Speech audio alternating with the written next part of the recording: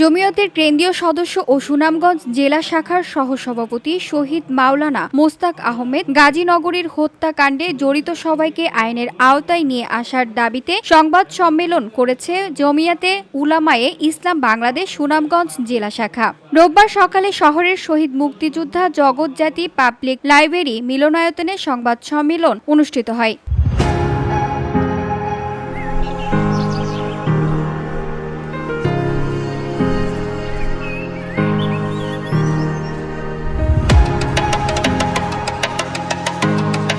সংবাদ সম্মেলনে জেলা জমিয়াতের সাধারণ সম্পাদক সাবেক ভাইস চেয়ারম্যান মাওলানা তৈয়বুর রহমান চৌধুরী জানান, সুনামগঞ্জ জেলা জমিয়তের সহসভাপতি শহীদ মাওলানা মোস্তাক আহমেদ গাজীনগরী এর হত্যাকাণ্ডের ২০ দিন অতিক্রম হলেও এখনো পর্যন্ত হত্যার মোটিভ উদ্ঘাটন করতে পারেনি প্রশাসন। এজাহারভুক্ত একমাত্র আসামিকে রিমান্ডে নিলেও কোনো সুনির্দিষ্ট তথ্য বের করতে না পারা আমাদের জন্য অত্যন্ত হতাশাজনক।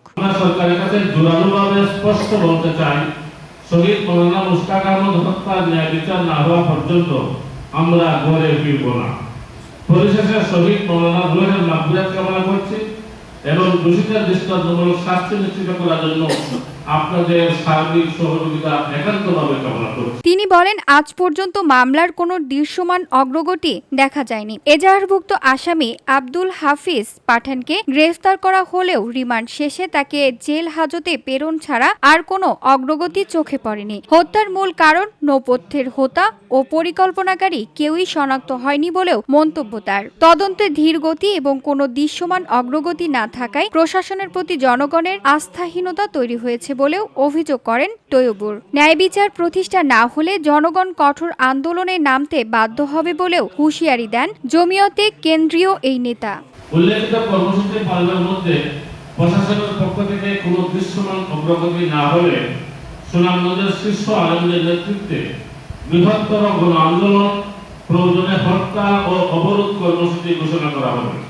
এর সম্পূর্ণ দায়ভার প্রশাসনকে বহন করতে হবে। এ সময় ৬ দফা দাবিও তুলে ধরেন মাওলানা তৈয়বুর রহমান চৌধুরী।